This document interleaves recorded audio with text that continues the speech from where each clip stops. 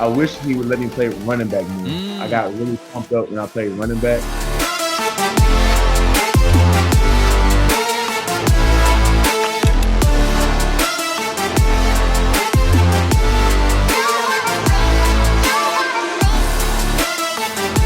What's up, everybody? Trevor Sikkema here with the Draft Network, sitting down with the OG of versatility for the 2021 NFL Draft Class, LSU's Jacoby Stevens. Jacoby, thank you so much for joining me, man. Thank you for having me. All right, so we got to get to this one first and foremost. I got a lot of questions for you, some about your background, some about the things that you're doing off the field, but we got to talk about that run last year, that incredible run that you were a big part of with that LSU team. First and foremost, because I actually heard a former national championship winning head coach, Gene Chizik, who said after a national championship, you don't go to sleep. He's like, you make that day as long as possible. You don't go to sleep. So I got to know, after you guys won it all, what was your night like? Did you not sleep? When's the first time that you went to sleep? What was that like? I mean, maybe it's not good for ratings or what people want to hear, but after the game, I went straight to sleep. All I remember is getting back to the hotel, taking my shower, and kind of like just unloading, and just tired just hit me in my face. Yeah. And of course, after the game, I'm making plans with my teammates. Hey, yeah, we're gonna go out. We're gonna go celebrate. We're gonna go here. We're gonna go here. I mean, we're in New Orleans. We're basically at home. Yeah. So I'm making plans like, oh yeah, we just won a national championship, whatever. But as soon as I got to the hotel, it was lights out.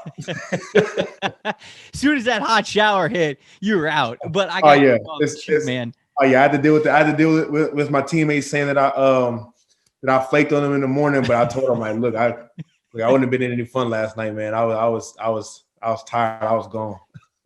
Listen, you'll be a champion for the rest of your life, so you got plenty of time to celebrate. I mean, like, you talking about how it all kind of just like hit you that night, and you probably were tired, and it was almost like a weight off your shoulders. That season had so much energy to it. Now, right. I know y'all have probably been asked this a million times when it comes to taking us behind the scenes of that team, but I got to know, as things went on and as you guys kind of progressed through the season, it really felt like y'all were a juggernaut. Like, it just felt like no one was going to stand up to LSU. At what point in time did y'all really believe that? Of course, like, you go into the season, you think like, hey, we think we're good. We can have a lot of success. But when did y'all know that you were basically unstoppable? Well, for me, when I knew we had a really good team, it was the Florida game at home.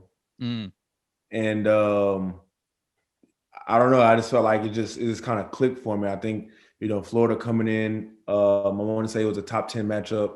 Yeah. And at the end that year, Florida had talent all over the place. The two defensive ends, defensive linemen, the secondary. I mean, all the receivers that they had, Kyle Trask, and I think, in my opinion, a very underrated coach in Dan Mullen. I feel like he's very underrated, but that team coming in and how we were able to throughout the entire game, kind of basically almost dominate them in certain types of games, and then when it got to crunch time, we were able to pull it out. So I felt like just that entire game, for me, it was like, okay, we have a team to really make a push. Yeah. And this throughout the entire season, it was always about who's next. After the Florida game, it was, who's next. Or I know LSU, we play in the Magnolia Bowl with Ole Miss, and we play in the Battle of the Boot with Arkansas. There's been cases to where, especially that year, we just left the trophy out on the field after beating those teams, because for that year, the mentality of that team was, it's winning the national championship or bust, not getting there, but winning that championship or bust. I'm a Florida Gator grad, and so I was certainly watching that LSU Florida game, and no doubt, man. I mean, like, that was a fun one, and that was the moment where it's cool that you mentioned that, because that was a big moment for me as an outsider, where I was like, wow, okay, like, LSU is this good, because I thought Florida had a pretty good offense, and they were able to score consistently, and they could put up some points against y'all. But it's like when Burrow and that offense took the field, it was like snap, and that y'all scored immediately, and it was just like Florida gave the everything they had just to keep up with you guys. Right. And obviously they couldn't, and nobody else could throughout the rest of the season. So let's go to this year a little bit. Going into this season, you changed your number from 3 to 7. That's a number that carries a lot of history at LSU. Burt Jones was the first one to kind of make it famous, but then Patrick Peterson, Tyrann Mathieu, Leonard Fournette, DJ Chark, Grant Delpit. I mean, Jamar Chase is going to wear, like, this is number 7 at LSU is such a big deal. And you had the opportunity to continue that legacy this year. What did that mean to you, given all the circumstances and some of what you've been through to get to that point to then be able to wear the number 7 at LSU? Right. It meant so much to me. Just on the fact of Patrick Peterson wearing it, he was the reason why I wore 7 as a little kid in middle school playing AU basketball. That's awesome. He's the reason why I wore a 7 in high school. I mean, he was the reason why 7 was my number growing up.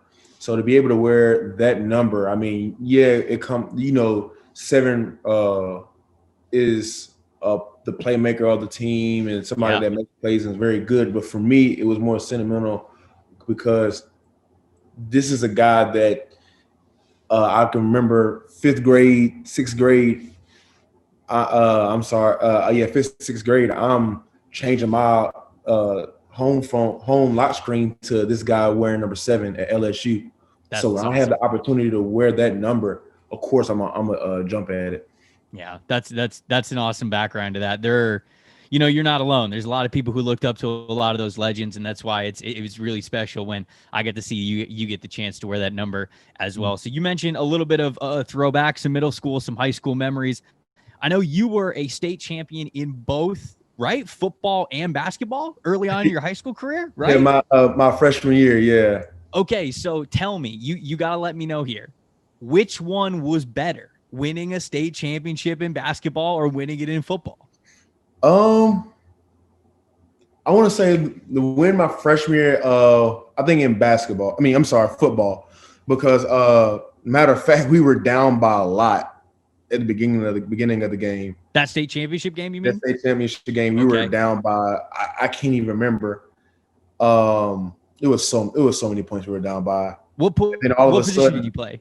What position? Well, at the time, my freshman year for Innsworth, I played outside linebacker for that team. Okay. Yeah, so I was playing outside linebacker, and I just remember he was a highly recruited cornerback, Rico McGraw. He got an interception. Donovan Sheffield, he ended up going to Vanderbilt.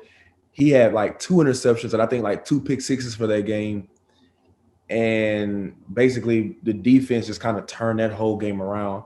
We ended up rallying back and winning that game. And I think for me, I think that I would never forget that game. Just being a freshman, and at the time, Innsworth was a really dominant school in football in Tennessee, and a lot of freshmen didn't get to play. It was they played JV or they played on the freshman team, and for me to start, as a freshman on that team was a lot, and to say that we end up winning a state championship meant to me even more.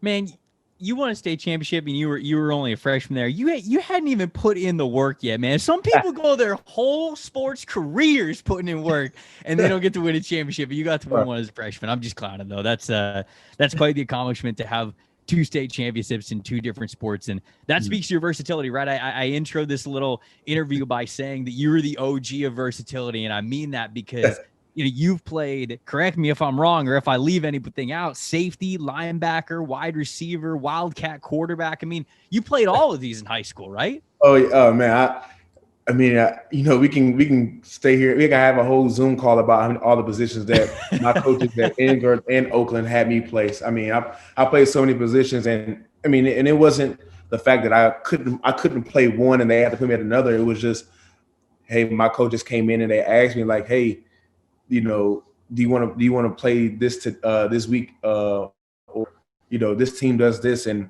Do you want to play here? And I was like, sure, why not? When we run a wing T of my junior and senior year, allowed certain defense, rotate the coverage where they have 3 guys on my side of the field. So my coach was like, okay, well, if you want to do that, let's put him at wildcat quarterback.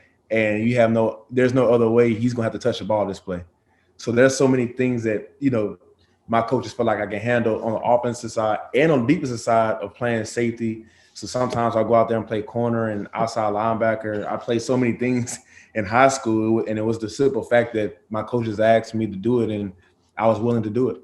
You were the classic high school player where it was like every coach points you out on film and they're like, I don't know where he's gonna line up, but we gotta figure it out and we gotta do something about it. Do you have a favorite like position that you play? Obviously, you kind of like found a home at safety, and I know you played a little bit of wide receiver as well. But like, was there a time where you kind of like felt your adrenaline pump up, or when they said like, "Hey, Jacoby, go in this position," you were like, "Hell yeah, let's do this." People gonna laugh at me, and my Coach Creasy, he's gonna know, because I always kind of give him crap about it because I wish he would have let me play this position more. But I wish he would let me play running back more. I got really pumped up when I played running back. He did it maybe a couple of times, and he was like, we couldn't do it anymore because as soon as I got at running back, it was literally 11 in the box. So he was like, there's no way we're going to be able to put you at running back. So I wish I could have got more snaps at running back, but it is what it is. Listen, all you got to do is just put you back there. Just like it's the same thought process with Wildcat quarterback. Just put you back there at running back. They'll stack the box, just run a little play action, throw it over their heads. I mean, like this should be this. I could have done the pitch for you, man. I could have let that happen. But yeah. So from playing all those positions, for everybody that doesn't know out there, you were pretty highly touted recruit. You were a top 20 recruit, I believe number 18 in the ranking that I looked at in the 2017 recruiting class. And so I always hear in this age of recruiting, when you are this highly recruited, and I believe you were down to Georgia, Alabama, LSU, and what was the other one? Was it Tennessee, or what was the other school? It was Georgia, Alabama, and LSU. That was my top 3, and my fourth one was Auburn. Okay, yeah. Auburn was the other one. Okay, so these are obviously the powerhouse names of the SEC, and you're a guy that everybody knows. You're one of the number 1 athletes in the class. I'm curious, what was the craziest part about going through recruiting? Like, I've heard stories of guys getting 300 letters like in one day or something, or like somebody calling them up out of nowhere, to try to kind of pitch them going to a school. Is there like a story or a moment or something that you remember about recruiting that was just almost blew your mind? It was just wild. I think the best story I have was when Coach Saban came to the school. Mm-hmm. And, we're in Tennessee, so you have a lot of people that are either UTK fans or they're Alabama fans. It's kind of where we are, where I kind of grew up in Tennessee. Mm-hmm. So Coach Saban had come to the school, and the whole thing was to try to keep it secret because, Coach Saban is a public figure and whatnot. And he came to the school and came meet with me and met with the coaches. And literally next thing you know, as we were trying to like walk him back to his car, so many people just try to drive up and just see Coach Saban. And I'm like, dude, Coach Saban, I promise you, I didn't tell anybody you were here, you know what I'm saying? But there was, this, even with Coach O coming to the school and some of these big time head coaches coming to the school to see me, it was just pretty cool how, my school reacted to that. It was definitely something that really hasn't happened at my school before, while I was before I was a recruit there. So just to actually give those experiences to my classmates, to my teachers, and to even now he's actually the head of the school district, my principal, giving those those memories and those type of stories you can tell to your kids and in the future. I think that was the crazy part to me, how all those people just responded to the seeing those people in person. Yeah, no doubt. It's you. I think you definitely kind of get a taste of the monstrosity that is college football when you're going through that and you see people who are just flooding just to see Nick Saban, and stuff like Right. that. I mean, like, it's wild. It's crazy. And, the recruits that were as high as you, man, I can't even imagine kind of the high school life that you guys got to live. So getting to LSU, when you got on campus, when you committed to LSU, you played so many different positions. You were labeled as an athlete, but it took you a little bit of time to really find a home, find that consistent starting role. What was that like for you, knowing that you were such a highly touted recruit? I mean, like, you had offers from Georgia, Auburn, Alabama, all these different schools, and yet it took you a little bit to find that home, find your groove on the team. Was that frustrating for you? Did you ever have doubts about it? And what was that kind of part of the journey like for you? Well, I think a lot of it, I mean, I would be lying to you if I didn't say it was frustrating. Coming because it was frustrating just because, coming to LSU, I knew I was capable of playing just because of, just I believed in my athletic ability, just being Sure. able Yeah. to compete with these guys. And at the end of the day, it was just came down to skill and learning the fundamentals and really just learning different techniques. And you know, you ask my family, ask my closest friends, I should really struggle with patience. And that's really what made it frustrating because, before coming to LSU, talking to my dad, it was, I was coming to LSU, do my 3 years and declare for the draft. Well, Mm-hmm. it didn't go that way. And for me, it taught me I needed to be patient. It taught me how to be patient and just trust the process and just listen and learn from the older guys, such as the guys like John Battle who came before me, and the Dante Jacksons and the guys who came back like Trey Whites and the guys that always come back to teach me the game and teach me certain things that they see and certain things that they learn during their college process. So um, it was frustrating, but I'm glad that it happened that way because my freshman year I was not ready to play mentally and emotionally. So I'm glad that it did take it gave me time to grow not only as a athlete, but it gave me time to grow as a person.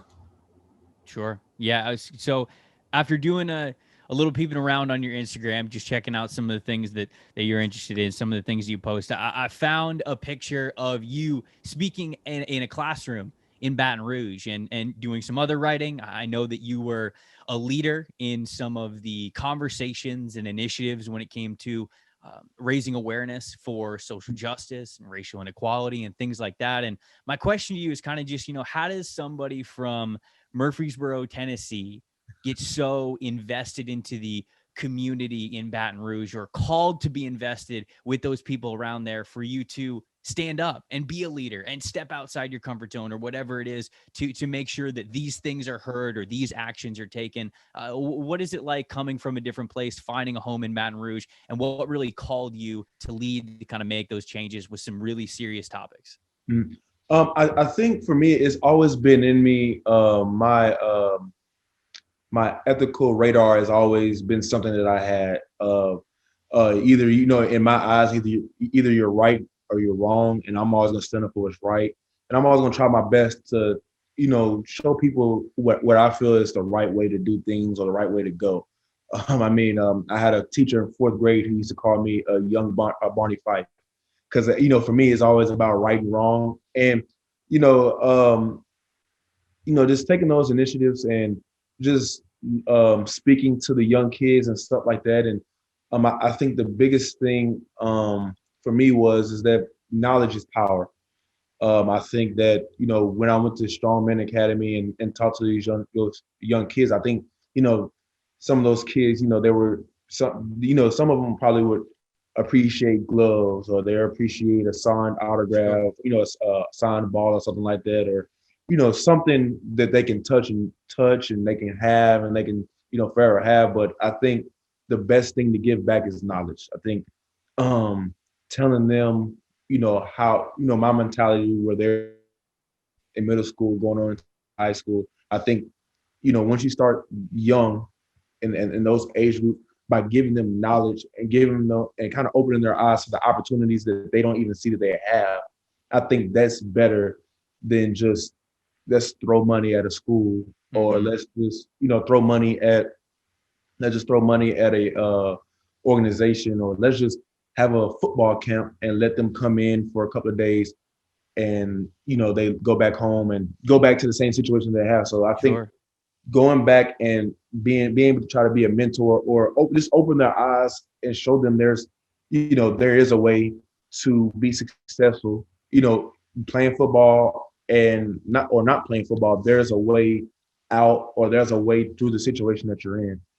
And when it came to the racial injustice, for me, it was I just wanted to create awareness. It wasn't that I was trying to pick a political side or trying to push in a political agenda. I felt like doing the things that I did with having LSU do a march and having and just speaking out. I felt like that would create awareness, because I feel like there are I'm a true believer in in the human race. I feel like that we're the smartest species ever, and I think the problem was, I think a lot of people weren't aware of the situation, and it's not their fault that they were not aware of the situation, because that's something that they never lived or they've heard or they've been through. So I felt, for me, it was for me to, you know, allow them, tell them my story, or tell them stories that were told to me, so they can become aware, and then they can make the decision on what side or what they want to do with that information. But as for trying to push a political agenda, or stuff like that, there was never the plan uh with the Strongman Academy or the march that we did. No doubt, man. There's some Yeah. serious stuff in it, and it's inspiring, the mindset that you have towards the importance of taking those things. And so, getting back onto the field, I wanted to make sure that I asked you about that, because I really love that about what I found on your page and what you decided to kind of shine a light on. But getting back on the field, you are so unique. We joked about it here, the versatility, the playing these different positions, but you are a unique player that you've played so many different positions. So a common question that a lot of people get asked when it comes to the NFL draft process is, hey, who are you watching? Like, who are the edge rushers that you're watching to get better at your pass rush moves? Or who are some of the wide receivers you're watching to, get better at your releases and getting off press coverage, all that kinds of stuff. But for you, you play a lot of different positions. And so there's not really like or at least there's not many one size fit all guys for what you can bring to the football field. So it is a pretty interesting question when I ask you, who are some of the guys that you love in the NFL? Who are some of the playmakers that you really watch and that you try to take some of their game and put it into your own? Mm. I think for me, even starting at a young age, I never looked at just one player and was like, I want to be like him. I think for me, maybe it's how I was wired or how my dad raised me. For me, it was, okay, I'm going to take from his game Mm-hmm. and add it to mine. I'm gonna take from his game and then put it from mine. I'm not gonna try to put myself in the box and just be like this one person. So for me, if I look at Jamal Adams, he's one of the best blitzing, best box playing DBs that we have in the Yeah. league. Yeah. So for me, I'm gonna look at, okay, what does he do, to set up his blitz, to set up his trap? What does he do to defeat the running back? What does he do that separates him apart from the other safeties in the league, that makes him the best box safety? People, some people kind of, they get weird in my opinion, but I feel like with my own teammate, Grant Delpit, I feel like that he was one of the best middle of the field players that I've seen in person. Sure. Yeah. So in practice, I will look at, what does Grant look at? How does he come out his break in the middle of the field? What does he do? And what does he see to learn how to, jump the ball when the quarterback is, about to throw it. So I look at certain things like that and try to apply it to my game, and just try to execute it to the best of my ability. But I just kind of look at this, different guys when I get my iPad and I look at NFL film, Mm-hmm. and I just try to look at different things that guys do well, and I try to apply it to myself. Because I know sometimes I even did a study before he got hurt. I did a study on Canu Neal for the Falcons, and Yeah. then I'll turn around, then I'll go look at Eddie Jackson. Are our body types the same? But nobody should be able to, if a defensive coordinator were to ask me, hey, for Jacoby, for this play, I need you to play the middle of the field, or I need you to play half. I need you to play half coverage. I'll, by me looking at these guys and taking from them, I'll be able to do that for that play, or even more if they ask me to do that. So I always try to put myself in a position to where, if it's ever asked of me to do something, I'm always willing and able to be able to do it. Yeah, I mean, if you pop up the LSU highlights of your career there, I mean, the first 3 plays, you're getting an interception as a nickel linebacker, you're blitzing off the edge as a defensive back, and then there was one where you were playing, I think it was against Vanderbilt, where you were that like middle of the field safety, and you just sprinted to the sideline, you ended up getting that ball and affecting it. And so I know you're training right now for the draft. What are some of the things that you're working on as you're watching some of these other guys? You mentioned, guys like Adams, guys like Keanu Neal. I mean, like those are hitters, like those are support guys. Those are in the box. Those are physical guys. Is that something that you're kind of trying to perfect, or you're trying to go for a different part, maybe like a coverage part of your game, or what are you aiming for right now when it comes to your training as we get to draft day? I think the thing that I'm training on for the combine, I'm looking at the combine, at the combine, you got to look at it as like this a interview, a big series of questions, a big series of analysis. So my thing is, and this is why you have agents, and this is why you listen to the analysts and stuff like that, so you can try to get the questions to the test. Yeah, and for me, paying attention and listening to that, I give those questions to my trainer, and all we do is work on how we can check those boxes and answer those questions to the test. So when it comes combine, I already took the test already. Right. So right. If somebody has a question on my athletic ability when it comes to explosiveness, okay, my explosive drills would be the vertical jump, the broad jump, and the 10, 20-yard split of 40. So that's what we're working on. Somebody's asking me on my durability, that's bench press. So I need to get a number on bench press. Somebody asking my speed, I know that I need to get in this number for the 40. So that's my approach for this combine, for this part of the process. And I think it's been working pretty well. You're also going to the Senior Bowl, right? I mean, you accepted a Senior Bowl invitation. I mean, Mobile is a lot of fun. It's a good time for us to go kind of watch players. I know it won't be exactly the same this year with everything that's going on, but you accepted an invite down there. You excited about getting to go do that as well? Oh, definitely. Just be able to go. I think matter of fact, I think they just announced that the Dolphins and the Panthers are the coaching staff. So, man, I'm excited just to go down there and be able to compete and basically just show them, basically just show them all the things that I can do and that I'm capable of doing. I mean, although scouts are going to be, at the combine, and we're going to have personal workout. You won't have a classroom setting with a team where you're going and getting an install, and then you go have a walkthrough, and then you have practice. You're not going to be able to have that. Right. It's closer to real football. It's Senior Bowl is a lot closer to real football. And I think for me, that's what's going for me. I think that even for any scout that's looking at this interview or anything, I think the best thing is when you're looking at my film, don't try to look at my film as a safety, or don't try to look at my film as a linebacker, because how I mold my game and how I put my game together, I put it together to be versatile. Yeah. So, if